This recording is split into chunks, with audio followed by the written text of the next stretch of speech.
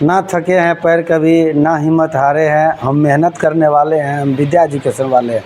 Hello दोस्तों, नमस्कार। आप सभी का स्वागत है विद्या एजुकेशन के इस यूट्यूब चैनल पर। और हम लोग देख रहे हैं लगातार बिहार पुलिस का जो एग्ज़ाम होने वाला है उस पर आधारित प्रश्न, और हम लोग सेट के रूप में देख रहे हैं, जिसमें आज आप लोगों के बीच चौथा सेट आने वाला है। तो आप लोग वीडियो को शुरू से अंत तक ज़रूर देखिए। अगर वीडियो आपको पसंद लगता है तो आप लोग वीडियो को ज़्यादा से ज़्यादा लाइक करें, शेयर करें और चैनल को सब्सक्राइब जरूर कर ले कि आगे आने वाला कोई वीडियो आपको जल्द से जल्द पहुंच सके। चलिए हम लोग सीधा क्वेश्चन पर चलते हैं। और पहला क्वेश्चन आप लोगों के बीच, निम्न में से कौन सिंधु घाटी सभ्यता का एक बंदरगाह है? देखिए, हड़प्पा सभ्यता या सिंधु घाटी सभ्यता से एक प्रश्न आपका निश्चित रूप से बनता है। और हम बार बार कह रहे हैं कि सिंधु घाटी सभ्यता को जो सबसे पहला खोज हुआ था वो हुआ था हड़प्पा का। सबसे पहला खोज हुआ था हड़प्पा का 1921 ईस्वी में। सबसे पहला खोज हड़प्पा का 1921 ईस्वी में। और हड़प्पा किस नदी के किनारे है? तो रावी नदी के किनारे है, याद रखिएगा। रावी नदी के किनारे है हड़प्पा। और 1921 में इसका खोज कौन किया था? राय बहादुर दयाराम साहनी। राय बहादुर दयाराम साहनी। राय बहादुर दयाराम साहनी।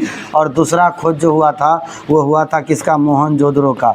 मोहनजोदड़ो का पहला खोज हुआ था हड़प्पा का और दूसरा खोज हुआ था मोहनजोदड़ो का। कितना ईस्वी में? 1922 ईस्वी में। कितना ईस्वी में? 1922 ईस्वी में। और मोहनजोदड़ो किस नदी किनारे है? तो सिंधु नदी किनारे। कौन नदी किनारे है? सिंधु नदी किनारे है। इसके अलावा मोहनजोदड़ो का खोज कौन किया है? तो राखल दास बनर्जी। कौन किया है? राखल दास बनर्जी किया है। इन सभी बातों को आप लोग को याद रखना है, बहुत ही महत्वपूर्ण क्वेश्चन है। ठीक है। मोहनजोदड़ो से कौन कौन चीज़ मिला है ये भी याद रखिएगा। नरकंकाल मोहनजोदड़ो से मिला है। बृहद स्नानागार मोहनजोदड़ो मिला है। बृहद अन्नागार मोहनजोदड़ो मिला है। पीछे वीडियो में इसका हम लोग डिटेल व्याख्या कर चुके हैं, तो आप लोग इसको ध्यान रखिएगा। चलिए अब क्वेश्चन पर चलते हैं। क्या कह रहा है कि सिंधु घाटी सभ्यता का एक बंदरगाह, एकमात्र बंदरगाह, एकमात्र बंदरगाह सिंधु घाटी सभ्यता में कौन था? तो लोथल। कौन था? तो लोथल। सिंधु घाटी सभ्यता का एकमात्र बंदरगाह कौन था? लोथल। बताइए, लोथल हड़प्पा सभ्यता या सिंधु घाटी सभ्यता में कौन से राज्य में मिला था? तो याद रखिएगा, गुजरात। लोथल कहाँ मिला था? तो गुजरात में। और साथ ही साथ कौन नदी किनारे है? तो भोगवा नदी किनारे। भोगवा नदी किनारे लोथल। याद रखिएगा, लोथल है कहाँ? तो गुजरात में। कौन नदी किनारे? भोगवा नदी किनारे। हड़प्पा के बारे में हम चर्चा कर चुके हैं, मोहनजोदड़ो के बारे में चर्चा कर चुके हैं। देखिए, कालीबंगा राजस्थान में है। कहाँ पे है? राजस्थान में। कालीबंगा राजस्थान में है। घग्घर या सरस्वती नदी किनारे। घग्घर या सरस्वती नदी के किनारे। घग्घर या सरस्वती नदी किनारे कौन है? कालीबंगा। कालीबंगा स्थल आपका राजस्थान में, घग्घर या सरस्वती नदी के किनारे है। चलिए अगला क्वेश्चन पर चलते हैं। तो इसका एकमात्र बंदरगाह कौन हो गया? लोथल हो गया, याद रखिएगा। चलिए क्वेश्चन नंबर 2 क्या कहता है? गौतम बुद्ध ने धर्म चक्र परिवर्तन कहाँ आरंभ किया था? देखिए, गौतम बुद्ध को आपको सबसे पहले ध्यान रखना पड़ेगा कि ज्ञान की प्राप्ति कहाँ हुआ? गौतम बुद्ध को ज्ञान की प्राप्ति कहाँ हुआ?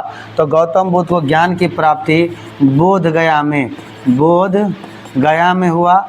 और कौन नदी के किनारे? निरंजना। कौन नदी के किनारे? निरंजना नदी के किनारे। निरंजना नदी के किनारे। और कौन वृक्ष के नीचे? पीपल वृक्ष के नीचे। कौन वृक्ष के नीचे? पीपल वृक्ष के नीचे ज्ञान की प्राप्ति हुआ था। और ज्ञान की प्राप्ति जब बोध गया में हो गया तो इसने प्रथम उपदेश कहाँ जाकर दिया? तो यह उपदेश दिया सारनाथ में। प्रथम उपदेश कहाँ जाके दिया? सारनाथ में। और इस घटना को इतिहास में धर्म चक्र परिवर्तन कहा जाता है। धर्म चक्र परिवर्तन कहा जाता है। गौतम बुद्ध ने जो प्रथम उपदेश सारनाथ में जाकर दिया, इस घटना को क्या कहा जाता है? धर्म चक्र परिवर्तन। इस घटना को क्या कहा जाता है? धर्म चक्र परिवर्तन। प्रथम उपदेश जो सारनाथ में जाकर दिया, इस घटना को क्या कहते हैं? धर्म चक्र परिवर्तन। चलिए एक क्वेश्चन और, सर्वाधिक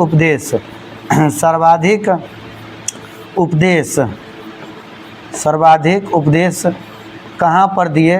तो याद रखिएगा, श्रावस्ती में। सर्वाधिक उपदेश कहाँ दिए? श्रावस्ती में। तो क्वेश्चन है गौतम बुद्ध ने धर्म चक्र परिवर्तन कहाँ आरंभ किया? तो प्रथम उपदेश देने के साथ साथ आरंभ किया। तो कहाँ पे किया? सारनाथ में। कहाँ पे किया? सारनाथ में।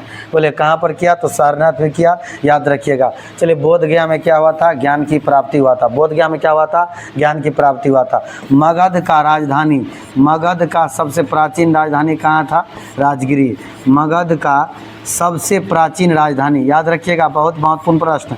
मगध का सबसे प्राचीन राजधानी, मगध का सबसे प्राचीन राजधानी कौन है? राजगिरी। और अगला श्रावस्ती। आपको बता दें सर्वाधिक उपदेश कहाँ दिया? श्रावस्ती में दिया। बोध गया में क्या हुआ? तो ज्ञान की प्राप्ति हुआ। सारनाथ में क्या हुआ? तो प्रथम उपदेश देकर धर्म चक्र परिवर्तन किया। चलिए अगला क्वेश्चन देखिए, सविनय अवज्ञा आंदोलन का संबंध किस घटना से है? सविनय अवज्ञा आंदोलन का संबंध आप याद रखिएगा दांडी यात्रा से। कौन यात्रा से? दांडी यात्रा से होगा। सभी को मालूम है 24 दिनों तक चलने वाला, 24 दिनों तक गांधी जी ने एक यात्रा किया था जो साबरमती आश्रम से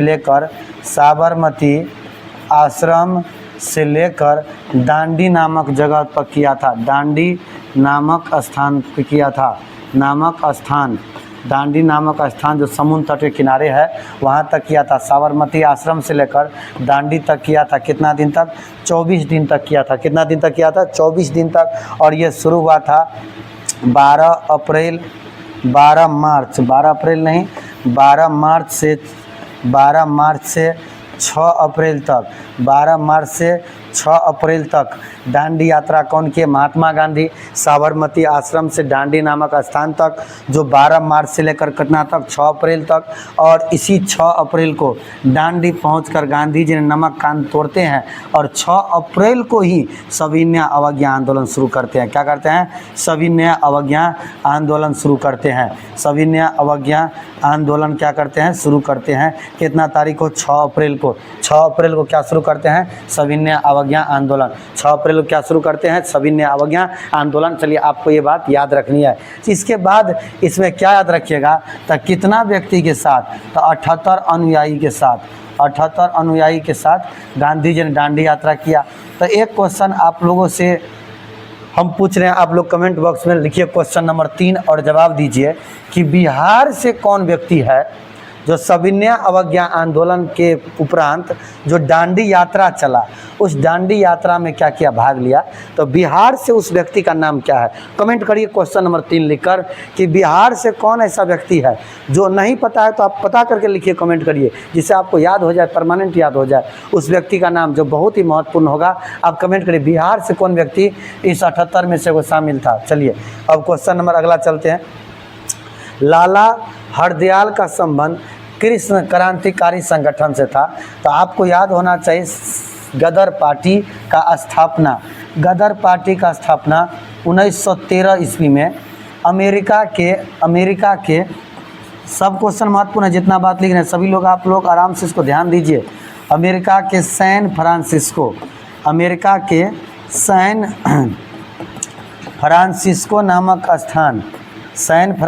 नामक स्थान पर गदर पार्टी का क्या हुआ? स्थापना।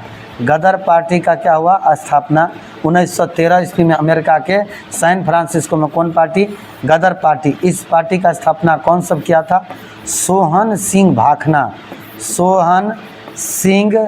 भाखना और लाला हरदयाल।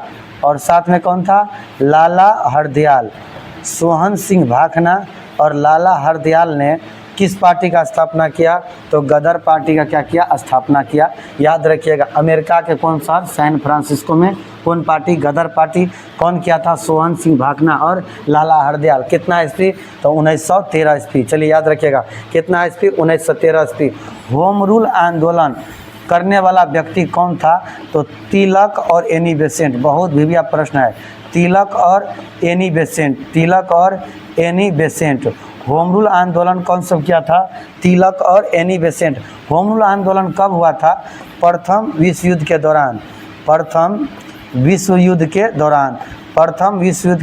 दौरान आपको तिलक और एनी बेसेंट ने कौन आंदोलन किया था? होम रूल आंदोलन किया था प्रथम विश्व युद्ध के दौरान। चलिए आगे देखिए, इसी में स्वदेशी आंदोलन किस उपरांत हुआ? तो बंगाल विभाजन के विरोध में, बंगाल विभाजन के विरोध में भारत में कौन आंदोलन हुआ? बंगाल विभाजन के विरोध में भारत में कौन आंदोलन हुआ? स्वदेशी आंदोलन। कौन आंदोलन? स्वदेशी आंदोलन। असहयोग कब हुआ? तो 1920 में। असहयोग कब हुआ? 1920 में। सभी आपका ऑप्शन से हम लोग डिस्कशन कर दिया, आप इसको बढ़िया से ध्यान रखिएगा कि स्वदेशी आंदोलन किस उपरांत हुआ? तो बंगाल विभाजन के बाद। गदर पार्टी 1913, अमेरिका के सैन फ्रांसिस्को। गदर पार्टी का स्थापना कौन कौन किया? सोहन सिंह भाकना और लाला हरदयाल। और होम रूल आंदोलन प्रथम विश्व युद्ध के दौरान तिलक और कौन किया? Annie Besant. तिलक और कौन किया? Annie Besant. चलिए क्वेश्चन नंबर कितना? 5। जब भारत को अपनी आज़ादी मिली तब भारतीय राष्ट्रीय कांग्रेस के अध्यक्ष कौन थे? तो याद रखिएगा जे.बी. कृपलानी। कौन थे? जे.बी. कृपलानी। भारत के स्वतंत्रता के समय जे.बी. कृपलानी भारतीय राष्ट्रीय कांग्रेस से क्या थे? अध्यक्ष थे। जे.बी. कृपलानी भारतीय राष्ट्रीय कांग्रेस से क्या थे? अध्यक्ष थे। भारतीय राष्ट्रीय कांग्रेस के अध्यक्ष थे। अब देखिए 1900 जवाहरलाल नेहरू से क्वेश्चन याद रखिएगा। 1929 का लाहौर अधिवेशन, 1929 का लाहौर अधिवेशन का अध्यक्षता कौन किया था? जवाहरलाल नेहरू। 1929 का लाहौर अधिवेशन का अध्यक्षता कौन किया था? जवाहरलाल नेहरू। 1929 का लाहौर अधिवेशन का अध्यक्षता कौन किया था? जवाहरलाल नेहरू किया था। 1929 के लाहौर अधिवेशन का अध्यक्षता कौन किया था? जवाहरलाल नेहरू किया था। और इस अधिवेशन में क्या मांग किया गया? पूर्ण स्वराज का। किसका मांग किया गया? पूर्ण स्वराज का मांग किया गया, याद रखिएगा। पूर्ण स्वराज का मांग किया गया, याद रखिएगा। देखिए राजेंद्र प्रसाद को लेकर एक क्वेश्चन, त्रिपुरी संकट में, त्रिपुरी संकट जो आया था त्रिपुरी अधिवेशन में, जिसमें आपको सुभाष चंद्र बोस और पट्टाभी सीतारमैया के बीच में जब संकट, अध्यक्ष पद को लेकर संकट हुआ था, तो उस समय राजेंद्र प्रसाद ये अध्यक्ष का पद क्या किया था? संभाला था। राजेंद्र प्रसाद ने अध्यक्ष का कुर्सी क्या हुआ था? संभाला था, याद रखिएगा। चलिए अगला क्वेश्चन नंबर कितना? 6। ब्रिटिश सम्राट के अधीन नियुक्त भारत का प्रथम वायसराय कौन था? भारत का प्रथम वायसराय कौन था? तो लॉर्ड कैनिंग।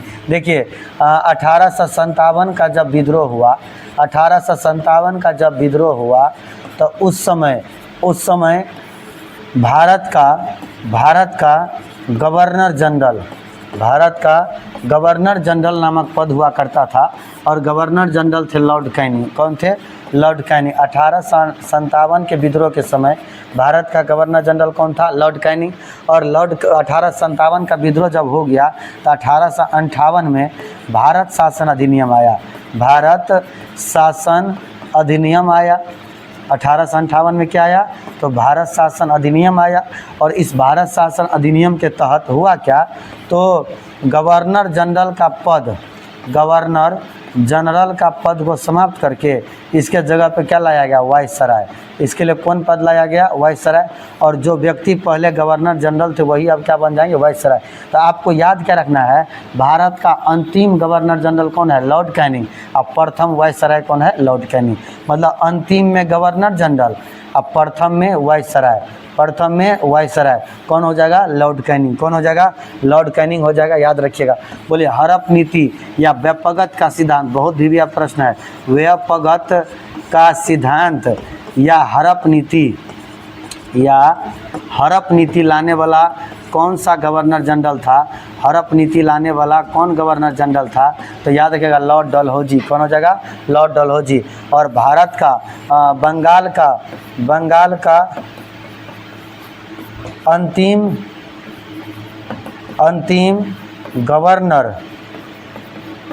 गवर्नर एवं प्रथम गवर्नर जनरल, याद रखिएगा कौन हो जाएगा? Lord Hasting, Warren Hasting. कौन हो जाएगा? वारेन हेस्टिंग हो जाएगा। बंगाल का अंतिम गवर्नर और प्रथम गवर्नर जनरल कौन हो जाएगा? वारेन हेस्टिंग हो जाएगा, याद रखिएगा। कौन हो जाएगा? वारेन हेस्टिंग हो जाएगा, आप याद रखिएगा। चलिए अगला क्वेश्चन, क्वेश्चन नंबर 7 देखिए।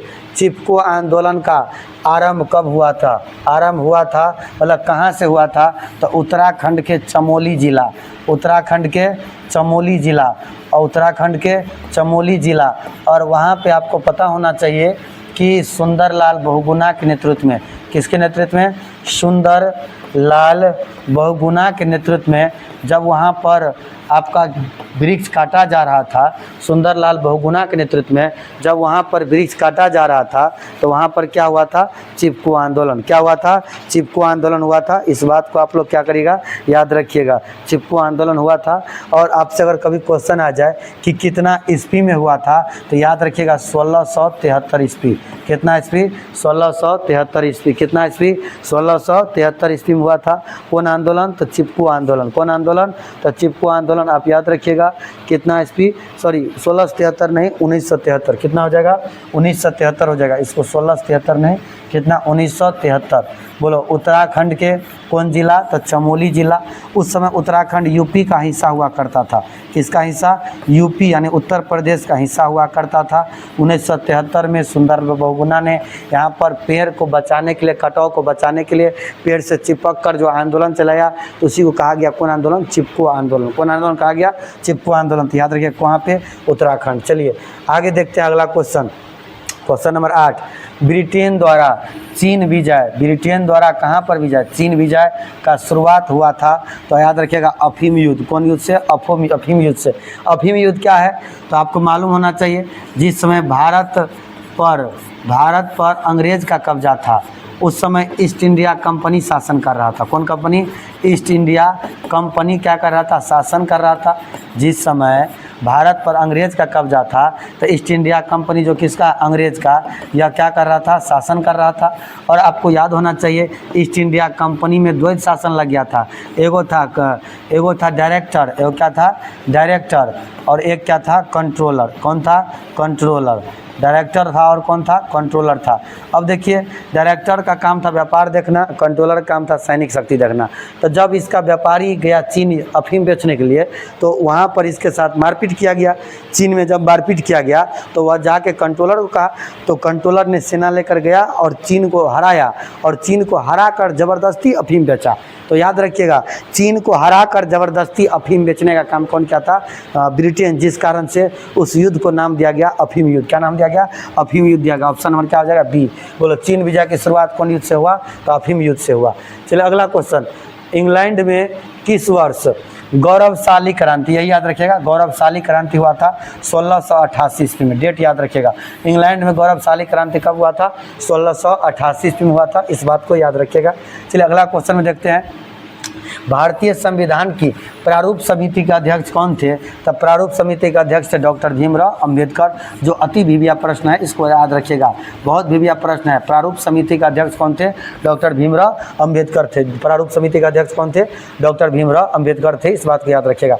भारत का संविधान कब अपनाया गया? तो संविधान बनकर 26 नवंबर 1949, 26 नवंबर 1949 को बन के तैयार हो गया था। और इस संविधान को क्या किया गया? अपनाया गया 26 नवंबर 1949। संविधान बनने में कितना दिन लगा?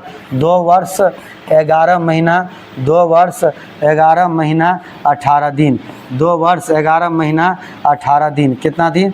2 वर्ष 11 महीना और 18 दिन, 2 वर्ष 11 महीना और 18 दिन। संविधान बनने में कितना दिन लगा था? 2 वर्ष 11 महीना और 18 दिन लगा था। आप याद रखिएगा संविधान बनने में कुल कितना दिन लगा था? 2 वर्ष 11 महीना और 18 दिन लगा था। चलिए अब अगला 12 नंबर हम लोग क्वेश्चन देखते हैं कि 12 नंबर क्वेश्चन हमारा क्या कहता है।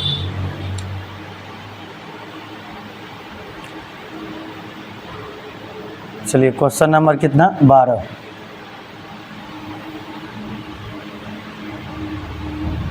ये तो क्लियर हो गया। भारत का संविधान कब अपनाया गया? 26 नवंबर 1949 को। देखिए समवर्ती सूची के अंतर्गत निम्न में से कौन सा विषय है? तो इसके लेकर पहले आप बेसिक इसका जानिए, पूरा थ्योरी जानिए। देखिए भारतीय संविधान में अनुसूची टोटल कितना है? भारतीय संविधान में अनुसूची टोटल कितना है? 12। भारतीय संविधान में कुल कितना अनुसूची है? तो 12। भारतीय संविधान में कितना अनुसूची है? 12। और 12 अनुसूची में अनुसूची 7 जब आप देखिएगा, अनुसूची कितना? 7। तो 7 में है शक्तियों का विभाजन। साथ में क्या है, शक्तियों का विभाजन। मतलब किसके किसके शक्ति के विभाजन, तो केंद्र और राज्य। किसके किसके शक्ति का विभाजन, तो केंद्र और राज्य। केंद्र और राज्य के शक्तियों का विभाजन। किसके शक्ति के विभाजन, तो केंद्र और राज्य के शक्तियों का विभाजन, जो अनुसूची कितना में है, 7 में। केंद्र और राज्य के बीच शक्तियों का विभाजन का अनुसूची कितना में है, 7 में है। और याद रखिएगा कितना प्रकार का शक्ति बांटा गया है, 3 सूची में। मुख्यतः 3 सूची है, एगो अलग से। तो एक है आपका राज्य सूची। कौन सूची, राज्य सूची। और राज्य सूची पर कानून बनाने का अधिकार कौन सरकार को दिया गया है, तो राज्य सरकार को। कौन सरकार को, राज्य सरकार को। और एक सूची आपका आता है संघ सूची। कौन सूची, संघ सूची। और संघ सूची में कानून बनाने का अधिकार किसको है, केंद्र सरकार को। कौन सरकार को, केंद्र सरकार को। और एक सूची आपका कौन हो जाएगा, समवर्ती। कौन हो जाएगा, समवर्ती सूची। और समवर्ती सूची में किसको किसको कानून बनाने का अधिकार है, तो केंद्र को भी है और राज्य को भी है। और एक अलग से जो हाल फिलहाल में जो विषय बन रहा है उसको कहा गया अवशिष्ट सूची। कौन सूची, अवशिष्ट सूची। और अवशिष्ट सूची में विषय यानी कानून बनाने का अधिकार आपको केंद्र सरकार को ही जाता है। किसको जाता है, केंद्र सरकार को। इसमें आपका पूछा जाएगा तो साइबर आ जाएगा, साइबर, परमाणु ऊर्जा, अंतरिक्ष कार्यक्रम। परमाणु ऊर्जा और अंतरिक्ष कार्यक्रम ये सब आपका कौन सूची में हो जाएगा, अवशिष्ट सूची में। तो बोले मुख्यतः 3 सूची है, लेकिन अब नया नया विषय जो है उसको रख रहा है अवशिष्ट सूची में। तो संघ सूची, राज्य सूची पर कानून राज्य सरकार, संघ सूची पर कानून केंद्र सरकार, समवर्ती में केंद्र और राज्य दोनों। तो आपका क्वेश्चन क्या है, तो समवर्ती सूची के अंतर्गत निम्नलिखित में कौन सा विषय आता है। देखिए नदी जितना है सब राज्य सूची का विषय है। नदी किसका है, राज्य सूची का विषय है। अब देखिए यूनियन, ये आपका संघ सूची का विषय है। कौन सूची का, संघ सूची का। एक मिनट। यूनियन आपका समवर्ती में चला जाएगा। यूनियन क्या हो जाएगा, समवर्ती सूची में। यूनियन किस में होगा, समवर्ती सूची में। नागरिकता फिर आपका कौन में है, संघ सूची में। नागरिकता कौन सूची, संघ सूची। स्थानीय शासन किस में, तो राज्य सूची में। स्थानीय शासन कौन सूची में, राज्य सूची में। तो आप याद रखिएगा नदी कौन सूची, राज्य सूची। जितना भी नदी है कौन सूची, राज्य सूची। और यूनियन वाला बात होगा तो समवर्ती सूची। तो इसका आंसर क्या हो जाएगा, बी। समवर्ती सूची में कौन आएगा, ट्रेड यूनियन। अगला मजदूर संघ जिसको कहते हैं, क्या कहते हैं, मजदूर संघ। अब देखिए नागरिकता कौन सूची, संघ सूची। स्थानीय शासन पंचायत वाला बात किसमें, राज्य सूची में आ जाएगा। आप जवाब दीजिए तो 1 मिनट। आप क्वेश्चन नंबर नोट करिए 12 और लिखिए आपका शिक्षा कौन सूची का विषय है। बहुत बार एग्जाम में पूछा गया, आप लिखिए कमेंट में 12 नंबर लिख के लिखिए शिक्षा कौन सूची का विषय है। शिक्षा कौन सा सूची का विषय है, आप जरूर कमेंट करिए, ठीक है।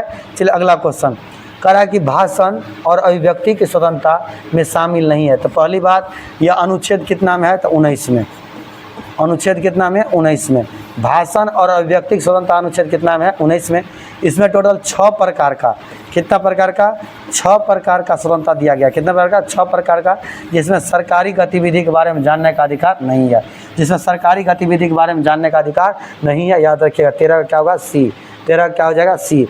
अब देखिए 14 नंबर, भारत के राष्ट्रपति का चुनाव होता है प्रत्येक 5 साल पे। कितना साल पे, 5 साल के बाद। कितना साल पे, मतलब क्वेश्चन पूछा है घुमा के थोड़ा पूछा है, राष्ट्रपति का कार्यकाल कितना दिन का होता है, तो 5 साल का। राष्ट्रपति का कार्यकाल कितना दिन का होता है, 5 साल का होता है। राष्ट्रपति को के निर्वाचक मंडल में कौन सब शामिल होते हैं, तो आप याद रखिएगा लोकसभा। राष्ट्रपति के निर्वाचक मंडल में कौन सब शामिल होते हैं, तो लोकसभा, साथ ही साथ राज्यसभा और साथ ही साथ विधानसभा के कैसा सदस्य, निर्वाचित सदस्य। कैसा सदस्य, निर्वाचित सदस्य। लोकसभा, राज्यसभा और विधानसभा कैसा सदस्य, निर्वाचित सदस्य। राष्ट्रपति के निर्वाचक मंडल में क्या करते हैं, भाग लेते हैं। और राष्ट्रपति का ट्रिक है पकानी कोका दुयो दशम। और इसमें अनुच्छेद 52 से लेकर कहाँ तक है, 61 तक। जिसमें आप याद रखिएगा शपथ, 100 से शपथ है। और शपथ कौन दिलाता है, सर्वोच्च न्यायालय के मुख्य न्यायाधीश। सर्वोच्च न्यायालय के कौन न्यायाधीश, तो मुख्य न्यायाधीश। कौन न्यायाधीश, तो मुख्य न्यायाधीश। राष्ट्रपति को शपथ कौन दिलाता है, सर्वोच्च न्यायालय के मुख्य न्यायाधीश। याद रखिएगा, एक क्वेश्चन आते रहता है कभी कभी। तो आप 52 से कहाँ तक, 61 प से हुआ राष्ट्रपति का पद, क से कार्यपालिका प्रधान, नि से निर्वाचन, को से कोटा, का से कार्यकाल, दू से दोबारा, यो से योग्यता, द से दशाएं, स से शपथ और म से क्या है महाभियोग। यह अनुच्छेद 52 से लेकर कहाँ तक आ जाएगा, 61 तक आ जाएगा। तो आप याद रखें राष्ट्रपति का इलेक्शन कितना दिन पर होता है, 5 साल के बाद। कितना साल के बाद, 5 साल के बाद।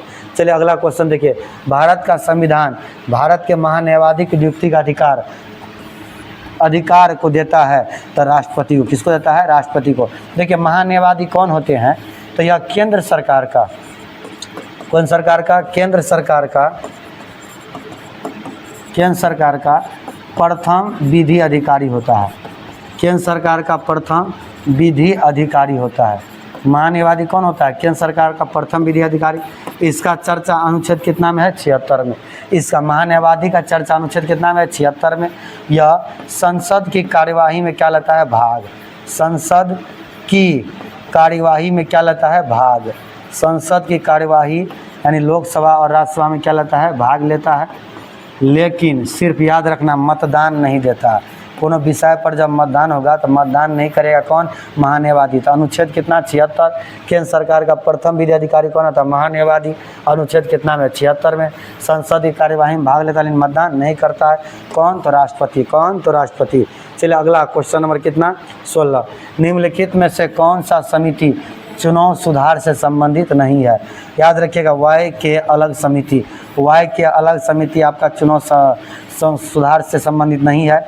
दिनेश गोस्वामी है, तारकुंडे है, इंद्रजीत गुप्ता है, तो आपका कौन नहीं है, तो वाई के अलग नहीं है। वाई के अलग नहीं होगा, आप याद रखिएगा वाई के अलग नहीं होगा और बाकी बात आपका सब इसमें क्या होता है, शामिल होता है।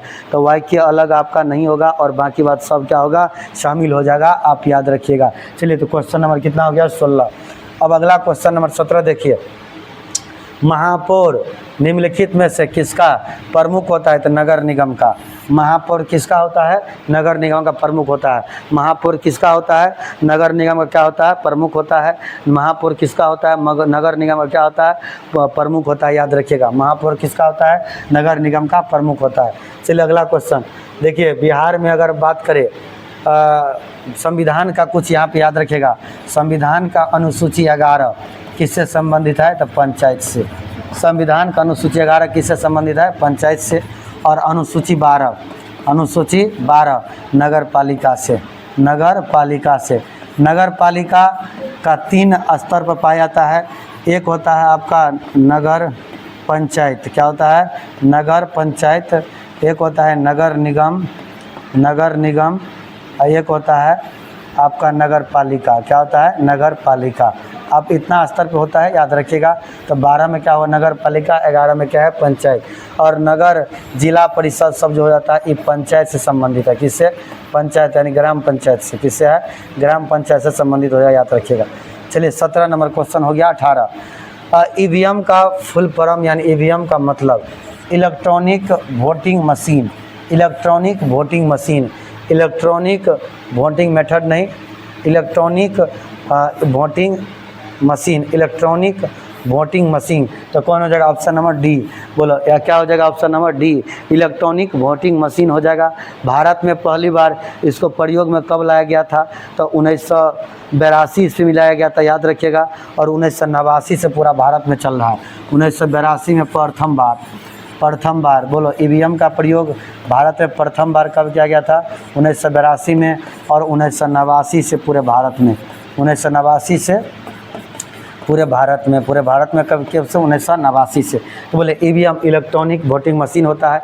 ईवीएम कौन होता है, इलेक्ट्रॉनिक वोटिंग मशीन होता है, जिसका पहली बार प्रयोग 1982 में और पूरा भारत में कब से, 1989 से प्रयोग में किया जा रहा है, याद रखिएगा। चलिए अगला क्वेश्चन नंबर 18 के बाद क्या होगा, 19। 18 के बाद कितना होगा, 19। केंद्र सरकार में वर्तमान महिला एवं बाल विकास मंत्री कौन है।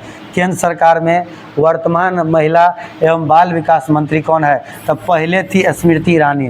पहले कौन थी, स्मृति ईरानी। पहले कौन थी, स्मृति ईरानी पहले थी, याद रखिएगा। पहले इसमें कौन थी, स्मृति ईरानी थी। और अभी आप बदल गया होगा, तो आप इसको पता करके ढूंढ के आप कमेंट करिए वर्तमान में कौन है। नहीं तो हम आपको कमेंट बॉक्स में लिख देंगे, आप पहले लिखिए वर्तमान में कौन है।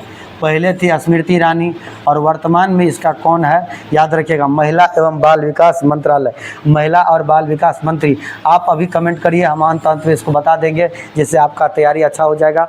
आप इसको कमेंट करिए, वर्तमान में महिला और बाल विकास मंत्री कौन है। यह पहले थी स्मृति ईरानी, अभी वर्तमान में कौन है। 19 नंबर क्वेश्चन कमेंट करिए।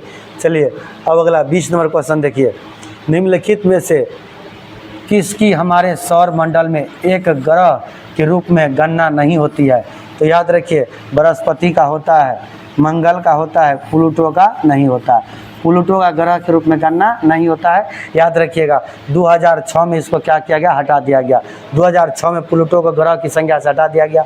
वर्तमान में हमारा सौरमंडल का मुखिया है सूर्य। सौरमंडल का मुखिया कौन है, तो सूर्य। और सूर्य का चक्कर क्या ग्रह लगाता है, 8। कितना ग्रह, 8 ग्रह। कितना ग्रह, 8 ग्रह लगाता है, जिसमें आपका पहला है बुध। पहला कौन है, बुध। दूसरा कौन है, शुक्र। पहला बुध, दूसरा शुक्र, तीसरा पृथ्वी, चौथा मंगल, पांचवा बृहस्पति,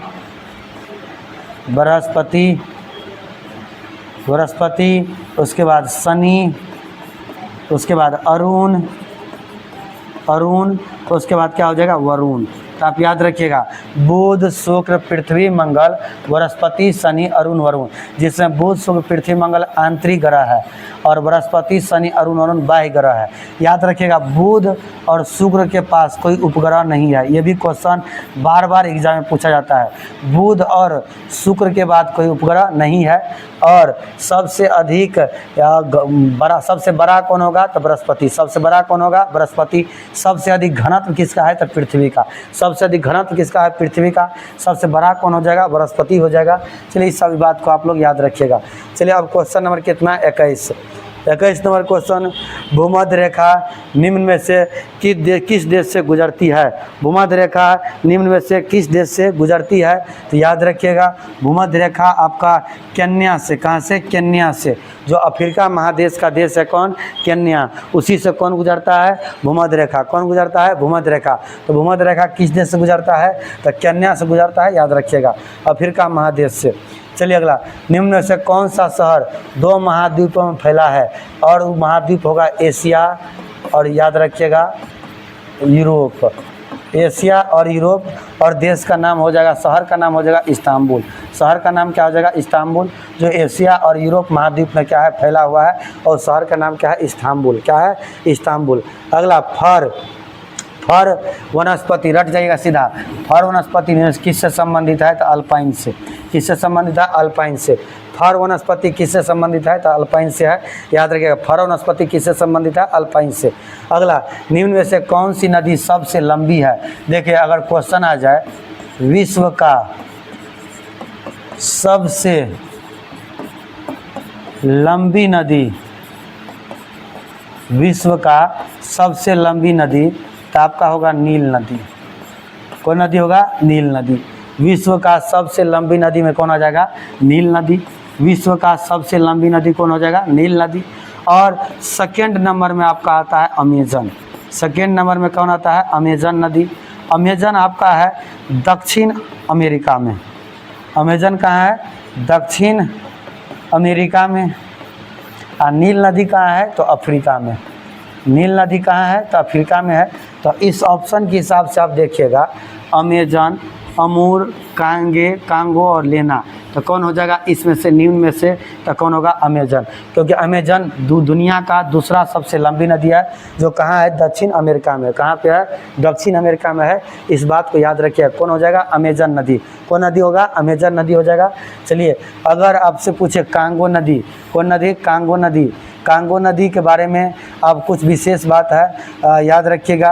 कांगो नदी यह मकर रेखा को 2 बार काटता है। कौन रेखा को, मकर रेखा को। कौन रेखा को, मकर रेखा को। ऐसा मिस्टेक हो गया, मकर नहीं होगा, विषुवत रेखा। विषुवत रेखा, कौन रेखा, विषुवत रेखा को क्या करता है, 2 बार काटता है। कौन नदी, कांगो नदी। ठीक। ठीक है। और मकर रेखा को लिम्पोपो नदी, मकर रेखा को लिम्पोपो नदी 2 बार काटता है।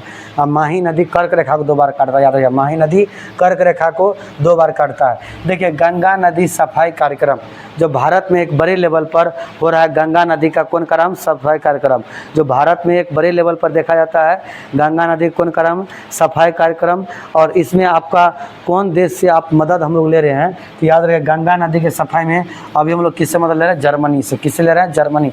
गंगा नदी के सफाई कार्यक्रम में किसके साथ सहयोग किया जा रहा है, तो कौन सा देश कर रहा है, तो जर्मनी कर रहा है, याद रखिए गंगा नदी के सफाई में। अगला, मुर्गियों और अंडों को अत्यधिक उत्पादन कौन क्रांति, रजत क्रांति। कौन क्रांति, रजत क्रांति। मुर्गी और अंडों का अत्यधिक उत्पादन कौन क्रांति, रजत क्रांति संबंधित होता है, याद रखिएगा। मुर्गी और अंडा का अत्यधिक उत्पादन कौन क्रांति, रजत क्रांति। अगला, निम्न में से कौन सी बागान फसल नहीं है, कौन सी बागान फसल नहीं है, यानी कौन सा बागान में नहीं होता है, इसको याद रखिएगा। कौन सा बागान में नहीं होगा, तो मोटा अनाज। कौन अनाज, मोटा अनाज आपका बागान फसल नहीं होता है, याद रखिएगा। मोटा अनाज आपका बागान फसल नहीं होता है। निम्न में से कौन सा रबी फसल नहीं है, तो चावल। चावल आपका रबी फसल नहीं, खरीफ फसल में आता है। चावल आपका रबी फसल नहीं, कौन फसल आता है, खरीफ फसल आता है। सरसों, गेहूँ, चना, ये तीनों एक साथ कौन फसल में आएगा, रबी फसल में। सरसों, गेहूँ, चना कौन फसल में, रबी फसल में, बल्कि चावल आपका रबी फसल में नहीं होता, यह खरीफ फसल होता है।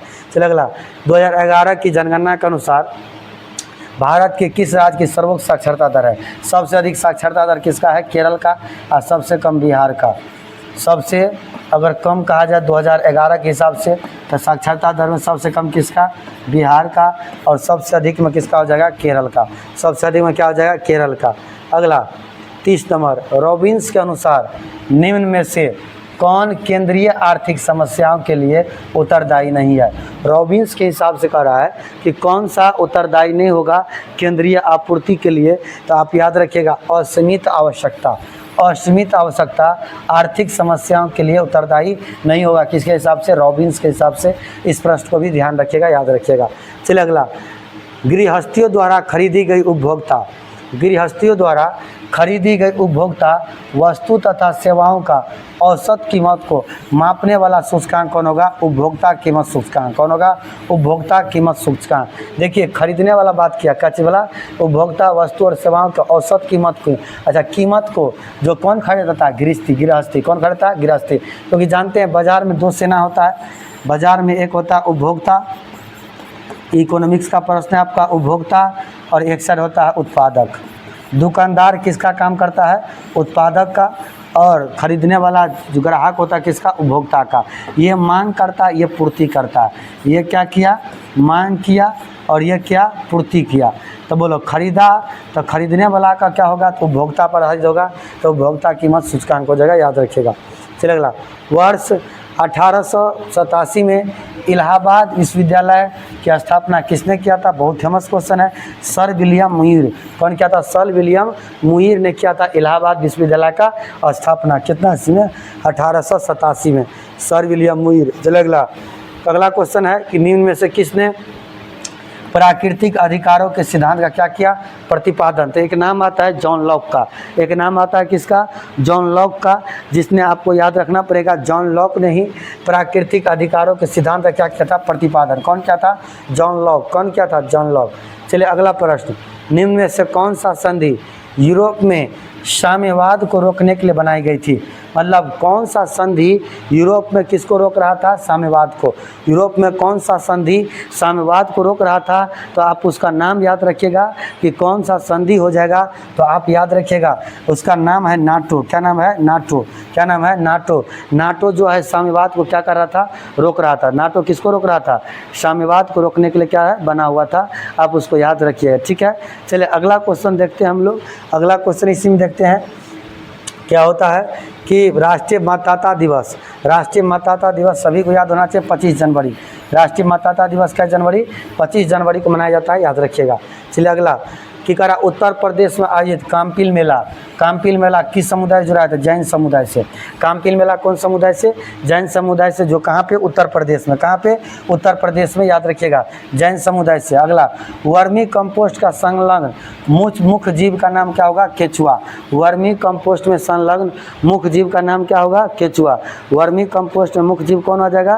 केचुआ आ जाएगा। आप याद रखिएगा उसको, केचुआ आ जाएगा, ठीक है। वर्मी कंपोस्ट में मुख्य जीव कौन हो जाएगा? केचुआ हो जाएगा, इसको भी ध्यान रखना। अगला देखिए, निम्न में कौन सा एक अकोशिकीय जीव है? तो विषाणु। कौन हो जाएगा? विषाणु। अकोशिकीय जीव कौन सा हो जाएगा? विषाणु हो जाएगा, याद रखना। निम्न कौन सा अकोशिकीय जीव कहेगा? मतलब उसमें कोशिका नहीं है, मतलब बिना कोशिका का, तो उसमें कोशिका नहीं है। अकोशिकीय मतलब कोशिका नहीं है, तो कौन हो जाएगा? विषाणु। कौन हो जाएगा? विषाणु हो जाएगा। चलिए ध्यान रखिए। अगला, मनुष्य के मूत्र में कौन सा एसिड पाया जाता है? सभी मालूम होना चाहिए, यूरिक एसिड। कौन एसिड? Uric acid. कौन एसिड? यूरिक एसिड होता है मनुष्य के मूत्र में। मनुष्य के मूत्र में कौन सा एसिड होता है? तो यूरिक एसिड होता है, ये भी याद रखिएगा। चाय में कौन होता है? Tannic acid. चाय में कौन होता है? Tannic acid. लैक्टिक एसिड का जमाव से मांसपेशी में क्या आता है? दर्द। मांसपेशी में क्या आता है? दर्द। मांसपेशी में क्या आता है? दर्द। कौन एसिड से जमाव से? लैक्टिक एसिड के जमाव में। और सेब में कौन आता है? मौलिक अम्ल।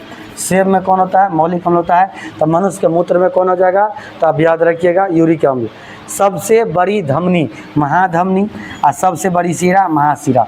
सबसे बड़ी धमनी कहेगा तो कौन होगा? महाधमनी। और सबसे बड़ी शिरा कौन हो जाएगा? महाशिरा होगा, इसको भी याद रखिएगा। 41 नंबर, पुनर्जनन को घाव भरने की प्रक्रिया के दौरान किस तरह परिभाषित किया जाता है? पुनर्जनन को घाव भरने की प्रक्रिया के दौरान किस तरह से क्या किया जाता है? परिभाषित किया जाता है। याद रखिएगा, समान कोशिकाओं द्वारा नाश हो चुकी कोशिकाओं का प्रतिस्थापन से। समान कोशिका के द्वारा जब नाश हो जाएगा तो उसको हटा दिया जाएगा और फिर से क्या होगा? नया कोशिका बन जाएगा। 41 का क्या हो जाएगा? सी। 41 का आपका क्या हो जाएगा? सी हो जाएगा। इसको आप लोग क्या रखना? याद रखना। 41 का क्या हो जाएगा? सी। तो उसको आप लोग याद रखिएगा। चलिए अगला क्वेश्चन हम लोग देखते हैं 41 के बाद 42 नंबर। चलिए अगला क्वेश्चन नंबर हम लोग देख रहे हैं कितना? 42 नंबर क्वेश्चन क्या कहता है? वंशागति का क्रोमोसोमवाद का सिद्धांत किसने प्रस्तुत किया था? तो आप याद रखिएगा, वंशागति का क्रोमोसोमवाद यानी गुणसूत्र एक पीढ़ी से दूसरे पीढ़ी में जा रहा है। इस सिद्धांत का प्रतिपादन सटन और बोबेरी ने किया था। सटन और कौन किया था? बोबेरी ने किया था। इस बात को भी। चलिए अगला क्वेश्चन 42 नंबर देखिए, वंशागति का क्रोमोसोमवाद का सिद्धांत मतलब क्रोमोसोम एक पीढ़ी से दूसरे पीढ़ी में जा रहा है। इसका प्रतिपादन सटन और कौन किया था? बोबेरी। सटन और कौन किया था? बोबेरी। आप इसको ध्यान रखिएगा। अगला क्वेश्चन, निम्नलिखित में से कौन सी दवा एक पीड़ाहारी है? तो नोवल्जीन, क्योंकि इसी में आता है पैरासीटामोल। क्या आता है? पैरासीटामोल इसी के अंदर आता है, पैरासीटामोल। और पैरासीटामोल जानते हैं पीड़ाहारी होता है। अलेक्जेंडर फ्लेमिंग ने इसका क्या किया था? खोज किया था। पैरासीटामोल का खोज अलेक्जेंडर फ्लेमिंग ने किया था। ये भी क्वेश्चन आपका आ चुका है पिछले सेट में, हम वहाँ पे डिस्कस किए थे। और नोवल्जीन में ही क्या होता है? पैरासीटामोल। तो इसका ऑप्शन क्या हो जाएगा? सी। 43 का क्या हो जाएगा? सी। 44 देखिए, पादपों में प्रकाश संश्लेषण के दौरान बनने वाला प्रथम अस्थायी उत्पाद कौन होता है? तब फास्फोग्लाइसेरिक एसिड। कौन होता है? फास्फोग्लाइसेरिक एसिड होता है। फास्फोग्लाइसेरिक एसिड होता है पादप में, याद रखिएगा। चलिए अगला, विटामिन B9 का रासायनिक नाम क्या है? तब फॉलिक एसिड। विटामिन B9 का क्या है? विटामिन सी का कौन होगा? सी का होगा एस्कॉर्बिक एसिड। सी का कौन हो जाएगा? एस्कॉर्बिक। और B9 का क्या हो जाएगा? Folic acid. विटामिन B9 का क्या हो जाएगा? फॉलिक एसिड हो जाएगा। चलिए अगला, कौन सी गैस वायुमंडल के ओजोन स्तर को अपघटित करता है, मतलब उसको पतला कर देता है? क्लोरोफ्लोरोकार्बन। क्लोरोफ्लोरोकार्बन ओजोन परत के लिए सबसे हानिकारक होता है, ठीक है। क्लोरोफ्लोरोकार्बन ओजोन परत से सबसे हानिकारक। ओजोन परत कौन मंडल में? तो समताप मंडल में। ओजोन परत कौन मंडल पाता है? समताप मंडल में, याद रखिएगा इस बात को भी। चलिए अगला 47 नंबर, निम्न में से कौन सा मूल मात्रक नहीं है? तो मीटर है, सेकेंड है, एम्पियर है, ओम आपका मूल मात्रक नहीं होगा, क्योंकि मूल मात्रक की संख्या कहते हैं 7, और 7 में ओम नहीं होगा। ओम होगा व्युत्पन्न मात्रक। ओम क्या हो जाएगा? व्युत्पन्न मात्रक। ओम क्या हो जाएगा? व्युत्पन्न मात्रक। चलिए अगला क्वेश्चन नंबर 48, समीकरण v बराबर u प्लस ए टी जानकारी देता है किसका, वेग समय ग्राफ का, v से वेग और t से क्या है समय। वेग समय ग्राफ का क्या होता है, कार्य होता है कौन, v बराबर u प्लस ए टी। चलिए अगला, बल का विमीय सूत्र कौन होता है, तो याद रखिएगा जब mL/t-1 रहेगा तो आवेग और संवेग का, आवेग को हो या संवेग का, लेकिन इसी में थोड़ा अंतर mL/t-2 तो ये आपका किसका होगा, बल का। मतलब mL/t-1 कहेगा तो आवेग या संवेग, और -2 कह देगा तो बल, तो कौन हो जाएगा mL/t-2। चलिए अगला, किलोवाट घंटा, किलोवाट घंटा किसका इकाई होता है, तो ऊर्जा का। किलोवाट घंटा किसका होता है, ऊर्जा का होता है, याद रखिएगा। किलोवाट घंटा किसका होता है, ऊर्जा का होता है। इस बात को भी क्या रखना, याद रखना। तो और चलिए आगे प्रश्न हम लोग 51 नंबर से भी तुरंत शुरू करते हैं, तुरंत आप लोग देखिएगा। चलिए देखिए क्वेश्चन नंबर अब अगला कितना होगा, 51 नंबर क्वेश्चन क्या कहता है, तो स्पष्ट प्रतिध्वनि तभी सुनाई जा सकती है जब परावर्तन सतह की ध्वनि सर्वोच्च से न्यूनतम दूरी कितने मीटर पर हो, तो 17 मीटर। आप इस क्वेश्चन को स्टार लगा लीजिएगा और इसको ध्यान रखिएगा कि आपका यह प्रश्न बहुत दिव्य है। ये प्रश्न बार बार एग्जाम में पूछा जाता है कि प्रतिध्वनि सुनने के लिए कि वस्तु को स्रोत से कितना दूर रहना पड़ेगा, तो 17 मीटर। कितना मीटर, 17 मीटर रहना पड़ेगा, याद रखिएगा। अगला देखिए 52 नंबर प्रश्न क्या कहता है, जब दूध को मिलाया जाता है या उसको हिलाया जाता है तो उसमें मलाई पृथक होने लगती है, यह किस बल के कारण, तो अपकेंद्री बल के कारण। कौन बल हो जाएगा, अपकेंद्री बल हो जाएगा, याद रखिए। कौन बल के कारण, अपकेंद्री बल के कारण।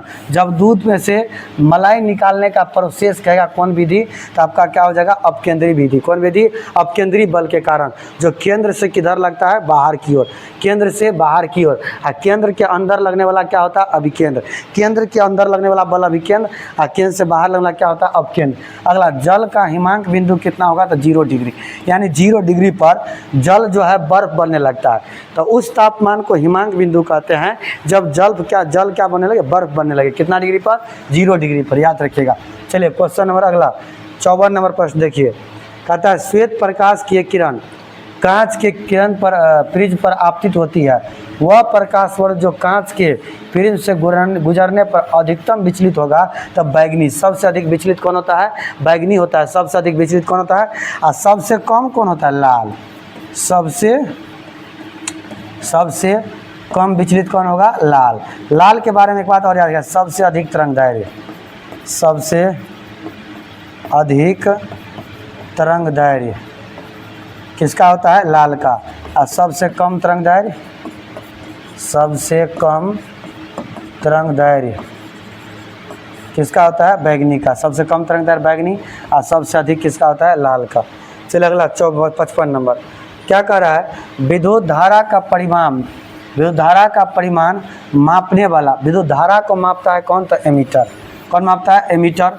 विद्युत धारा कौन मापता है, एमीटर, याद रखिएगा। विद्युत धारा कौन मापता है, एमीटर मापता है। जनरेटर क्या करता है, तो यांत्रिक ऊर्जा को विद्युत ऊर्जा में बदलता है। यांत्रिक ऊर्जा को विद्युत ऊर्जा में क्या करता है, बदलता है। मोटर क्या करता है, उल्टा कर देता है, विद्युत ऊर्जा को कौन ऊर्जा में, यांत्रिक ऊर्जा में। विद्युत ऊर्जा कौन ऊर्जा में, यांत्रिक ऊर्जा में बदल देता है।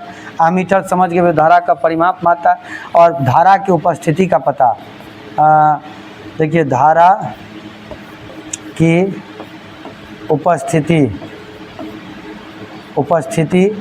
का पता, धारा की उपस्थिति का पता कौन लगाता है, गैल्वेनोमीटर। धारा की उपस्थिति का पता कौन लगाता है, गैल्वेनोमीटर। तो 55 का क्या हो गया, एमीटर, सी ऑप्शन। चलिए गैस जो मौसमी परिवर्तनों को प्रभावित नहीं करता है, मतलब कौन सा गैस जो मौसमी परिवर्तन को प्रभावित नहीं करता है, तो वो कौन होगा, तो जलवाष्प। कौन हो जाएगा, जलवाष्प। जलवाष्प आपका मौसमी परिवर्तन प्रभावित नहीं करता है, याद रखिएगा। चलिए अगला क्वेश्चन नंबर कितना, 57। निम्नलिखित में से कौन विद्युत का क्या है, कुचालक। विद्युत का क्या है, कुचालक। एल्युमिनियम, तांबा, प्लास्टिक, कांच, अरे चांदी, तो कौन हो जाएगा, प्लास्टिक। कौन हो जाएगा, प्लास्टिक। प्लास्टिक आपका क्या होता है, विद्युत का कुचालक। प्लास्टिक आपका क्या होगा, विद्युत का कुचालक होगा, याद रखिएगा। देखिए बोहर की परिकल्पना के अनुसार, बोहर की परिकल्पना के अनुसार स्थिर कक्षक का कोणीय संवेग क्या होगा? स्थिर कक्षक का कोणीय संवेग क्या होगा? तो NH/2π, NH/2π ये किसके बराबर होगा? तो MVR के। MVR बराबर क्या होता है? NH/2π। यही सूत्र कौन दिया था? बोहर। कौन दिया था? बोहर।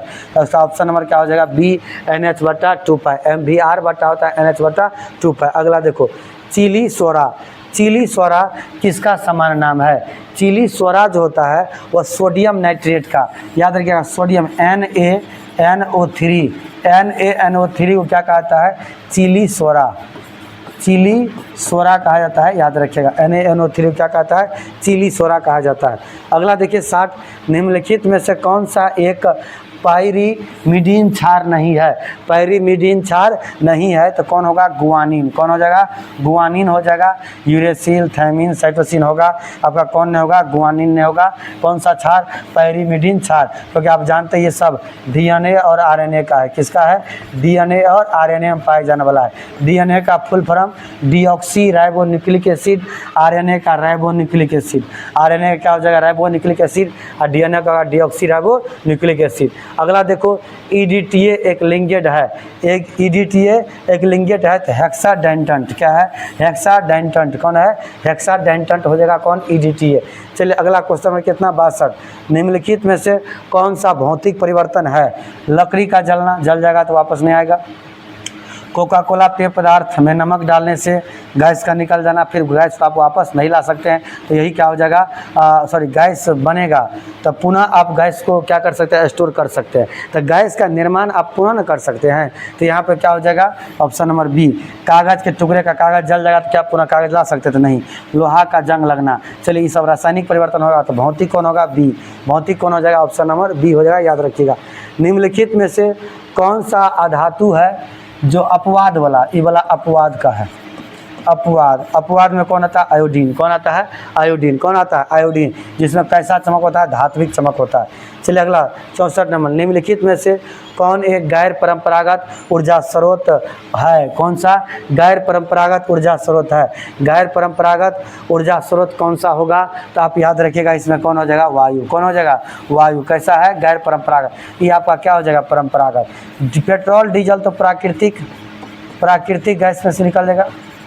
कौन में से? अति क्या बोलते हैं? कोयला, पेट्रोलियम में से ये सब निकलेगा। क्या चीज़ से? पेट्रोलियम में से। पेट्रोलियम, देखिए 3 चीज़, कोयला, पेट्रोलियम और प्राकृतिक गैस। कोयला, पेट्रोलियम और प्राकृतिक गैस। ऐसा तो है अनवीकरणीय। ये सब कैसा है? अनवीकरणीय। साथ साथ में परंपरागत। साथ साथ में क्या है? परंपरागत। साथ साथ में कैसा है? तो परंपरागत। तो इसका आंसर क्या हो जाएगा? ये पवन ऊर्जा। क्या है? परंपरागत में कौन होगा? पवन ऊर्जा। अगला 65 नंबर देखिए, सर्वोत्तम गुणवत्ता वाले कोयला जिसमें 80 से 95% क्या होता है? कार्बन होता है। देखिए 4 प्रकार का आपका कोयला होता है। कोयला आपका 4 प्रकार का होता है। एंथ्रासाइट, बिटुमिनस, लिग्नाइट और पीट, जिसमें सबसे बेहतर कौन होता है? एंथ्रासाइट। इसमें 90% से 95% तक क्या रहता है? कोयला रहता है। 90% से 95% कोयला रहता है किसमें? एंथ्रासाइट में। और सबसे बेस्ट क्वालिटी का कोयला होता है, याद रखिए, कार्बन के आधार पर सबसे बेस्ट क्वालिटी होता है। मानव शरीर का तापमान कितना होता है? तो 98.6। कितना होता है? 98.6।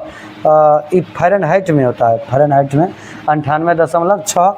और ये आपका सेल्सियस में कितना होगा? 36.9, यानी 37 डिग्री सेल्सियस। 37 डिग्री सेल्सियस और 98.6 आप क्या लगा सकते हैं? फ़ारेनहाइट में। क्या लगा सकते हैं? फ़ारेनहाइट में। चलिए अगला, उल्टा हो गया, ठीक है, बंद कर दो। अगला देखिए, अब हिंदी का कुछ प्रश्न है आपका, बिहार पुलिस में पूछा जाता है हिंदी का। देखिए, अपने आप यह काम सीख लूँगा, इस वाक्य में निजवाचक सर्वनाम कौन है?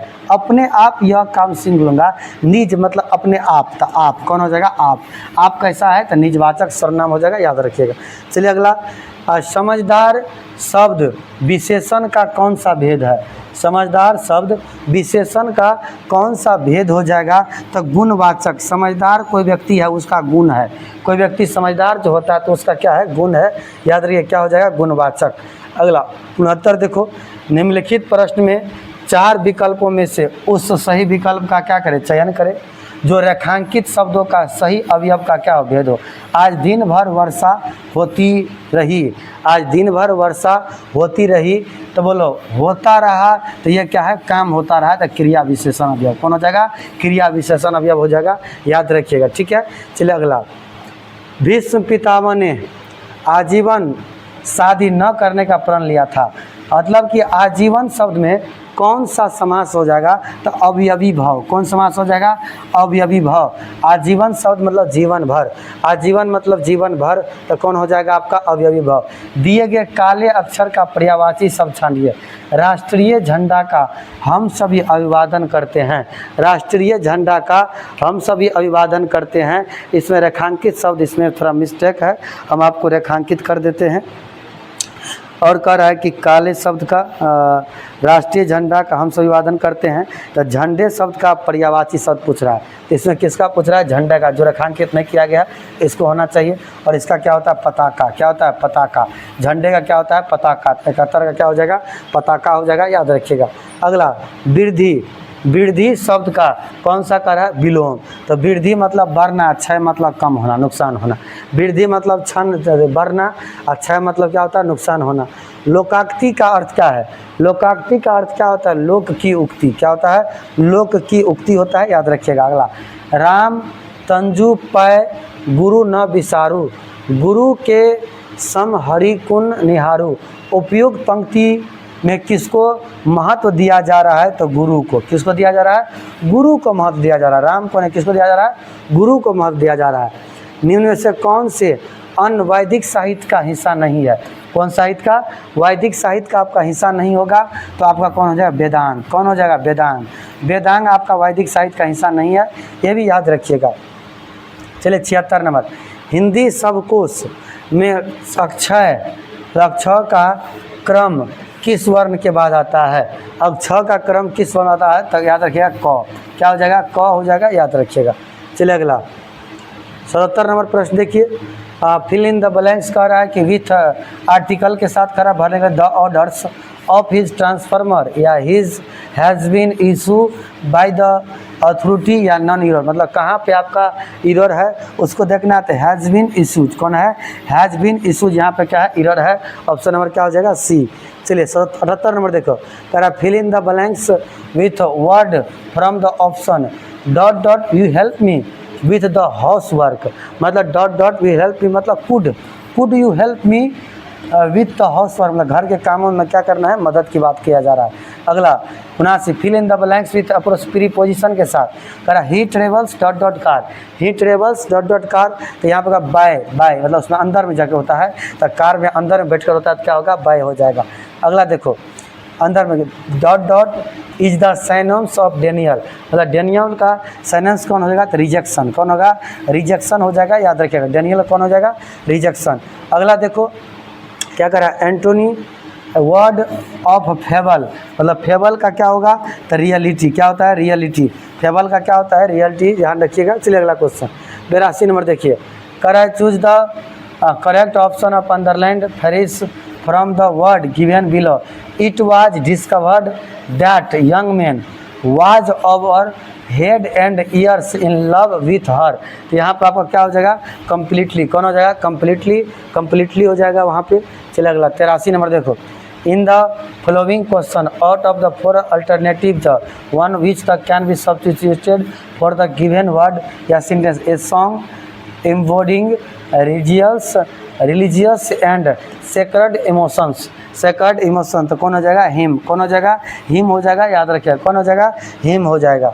चलिए अगला, Ram is not feeling well, Ram is not feeling well, he should consult A doctor, मतलब फील नहीं अच्छा कर रहा है तो किससे संपर्क करेगा, डॉक्टर से, तो क्या हो जाएगा, शुड। अगला देखिए, find the correctly spelled word, मतलब कौन सा इसमें क्या है, सही है, तो याद रखिएगा इंड एवियर। कौन आएगा, इंड एवियर हो जाएगा, याद रखिएगा लास्ट चीज। ठीक है, अब 86 number, choose the word that best express that meaning of the underlined word. It was a perilous journeying across the क्या होगा माउंटेन्स। तो इसमें आपका क्या हो जाएगा, तो याद रखिएगा रिस्की, क्या हो जाएगा रिस्की। यहाँ पर किसका प्रयोग होगा, रिस्की का। चलिए यहाँ से आपका अब मैथ का शुरू है। अब सभी बात को ध्यान में रखते हुए इसको आंसर दे रहे हैं। 9 माइनस को क्या कह रहा है, कह रहा है कूट भाषा में प्लस गुना को प्रस्तुत कर रहा है। माइनस किसको, तो जोड़ को। तो 9 जोड़ 3, अब देखो प्लस 1 है तो प्लस गुना को, गुना 1 भागा माइनस को, माइनस 6 और गुना किसको, भागा को, कितना 2। अब इसको चुनिए। तो बोडमास के नियम पर है, बोडमास के नियम पे, बोडमास और बोडमास के नियम में क्या कहता है, पहले ब्रैकेट है नहीं तो का भी नहीं है तो गुना भागा करिए। तो बोले इसका पहले करो। तो 9 प्लस 3 गुना 1 माइनस 2 6 3, अब गुना। तो 9 प्लस 3 का 3 माइनस 3, अब बोलो 9 3 कहते 12, 12 में 3 गया कहते अच्छा 9।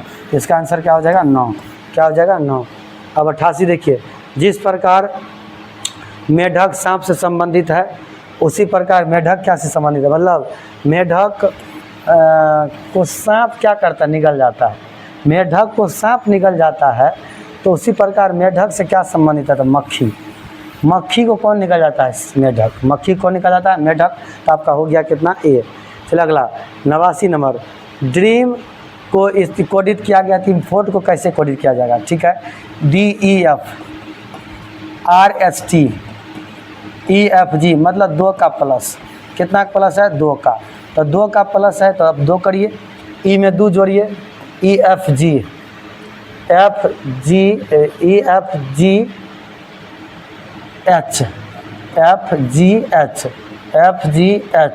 OMN RST TUVSTU। देखिए किससे मिलता है, तो GHN यहाँ पे देखा जाए MNOPQ, यहाँ पे क्या हो जाएगा Q, 2 का अंतर है तो यहाँ पे क्या हो जाएगा QT।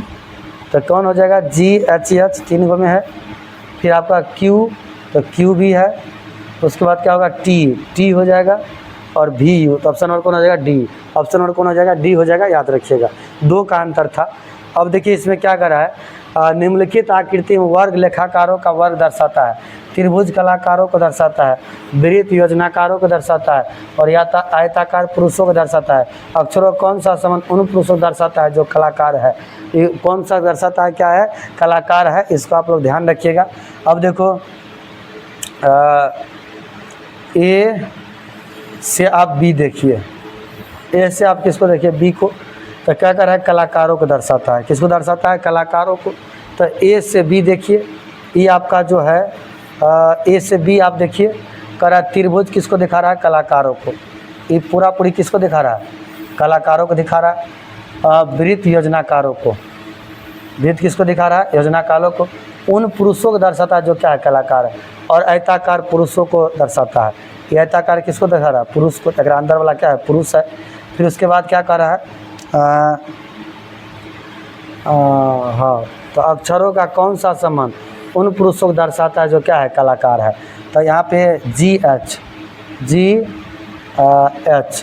तो आपका GH जब आ गया तो ये कलाकार के लिए तो आपको याद रखना पड़ेगा त्रिभुज वाला होगा और ई लेना ही पड़ेगा क्योंकि पुरुष है।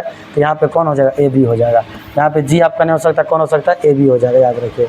91 नंबर देखिए, लड़कियों की पंक्ति में सीता जो बाएं से, यही हो गया, बाएं से क्या नंबर में है, 10 नंबर में। बाएं से सीता क्या नंबर में है, 10 नंबर में है। बायां आपका इधर से हो गया, बायां से 10 और लीना दाएं से कौन है, 7। दाएं से 7 नंबर पे कौन है, लीना। बाएं से लीना आपका क्या नंबर पे है, 7 नंबर में है। अपने स्थान को आपस में बदल लिया तो सीता चल गया किस में, 15वीं पर। सीता किस में चला गया, मतलब सीता जब यहाँ पर आ गई तो इसका स्थान आप कहते हो गया 15। इसका मतलब 5 गो आदमी बीच में है, 1 10 के बाद 11 12 13 14, 4 गो है तब नहीं 15वां गिनती हुआ। तो आपका कह रहा है कुल कते है, तो 10 को पहले से इधर से और 7 को इधर से, 10 7 हो गया। अब बीच में मतलब ये 15वां गया मतलब 4 आदमी बीच में है तो 4, 10 17 4 कितना 21, 17 4 कितना हो गया, 21 हो गया। ऑप्शन नंबर कौन हो गया, D। चलिए अगला देखिए, एच तथा डब्लू की मासिक आय, मतलब एच का और डब्लू का आय का अनुपात दिया है कितना, 4:3। और खर्चा का कितना दिया है, खर्चा तो यदि उनमें से प्रत्येक 600 रुपया प्रति माह की बचत कर लेता है, और वजह खर्चों का अनुपात दिया है 3:2, तो कह रहा है कि प्रत्येक 600 रुपया प्रति माह की बचत का डब्लू का आय कितना है, किसका है, डब्लू का आय पूछ रहा है। अब बताइए जितना कमाएँ और अंतर आप देख रहे हैं कितना का है, 1 का, मतलब कि आय में से खर्चा घटाएंगे तो बचते बचेगा, आय में से खर्चा घटाने क्या बचेगा, खर्चा अनुपात में कितना, 1। देखिए 3 रुपया कमाया, 2 रुपया खर्चा किया, क्या रुपया बचा, 1 रुपया। 4 रुपया कमाया, 3 रुपया खर्चा किया, कितना बचा, 1। एकरे मान कर दे दिया है 6, तो अनुपात 1 का मान दे दिया 6, तो करा डब्लू किया है, तो डब्लू का आय कहते हैं 3, तो 3 का मान 36 कते हो जाएगा 1800, 3 का मान कते हो जाएगा 1800, ऑप्शन नंबर कौन हो जाएगा, सी। चलिए अगला कह रहा है कि आमों के मूल्य में 20% की वृद्धि हो जाने से एक व्यक्ति को 40 रुपया में 4 आम कम मिलते हैं, तो वृद्धि से पहले 15 आमों का मूल्य कते था। देखिए आमों के मूल्य में 20% वृद्धि, तो पहले 100 रुपया, तो अब आम कते का हो गया, 120 का हो गया, अब आम कते का हो गया, 120 का हो गया, तो एक व्यक्ति को 40 रुपया में 4 आम कम मिलते हैं। 40 रुपया में कितना आम कम मिलते हैं, 4 आम कम मिलते हैं।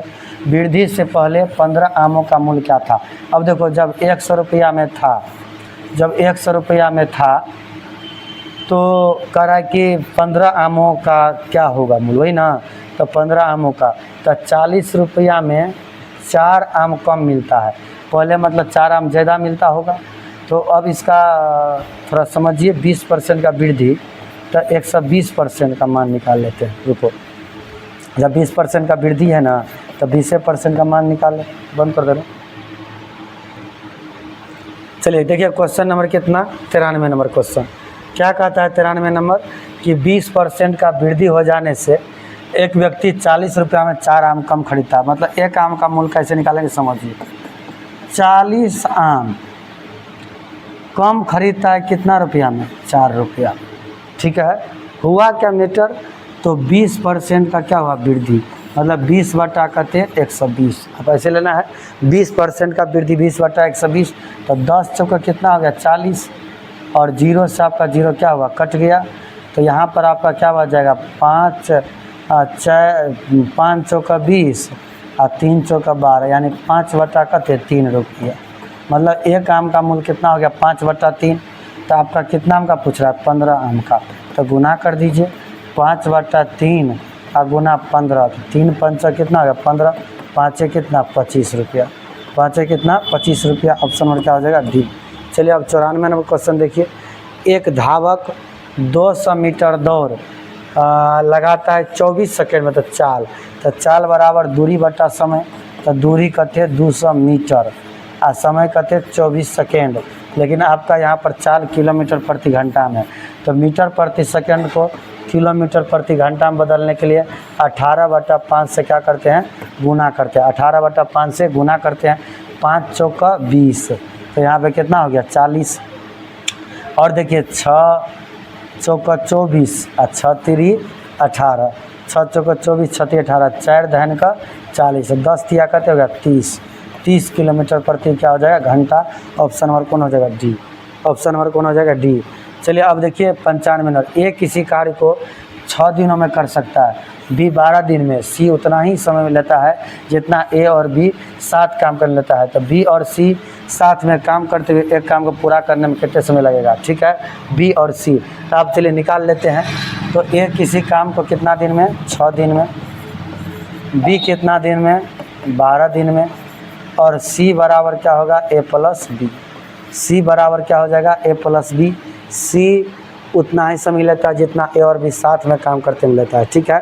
तो पहले ए और बी का निकाल लेते हैं, तो ए प्लस बी कितना दिन में करेगा, तो ए बी बटा ए प्लस बी, तो 6 गुने 12 बटा 6 प्लस 12 दिन में, ठीक है। तो 12 6 का रहने दीजिए, 6 गुने 12 और 12 6 कितना 18, बोले 6 तिरी 18, 3 चौका 12, यानी कितना दिन में, 4 दिन में, यानी सी का काम कितना होगा, 4 दिन में। तो हमसे क्या पूछ रहा है, बी और सी, बी और पूछ रहा है सी, चलिए देखिए यहाँ पर क्या हो गया, तो बी कितना दिन में, 12 दिन में, और सी कितना दिन में, 4 दिन में।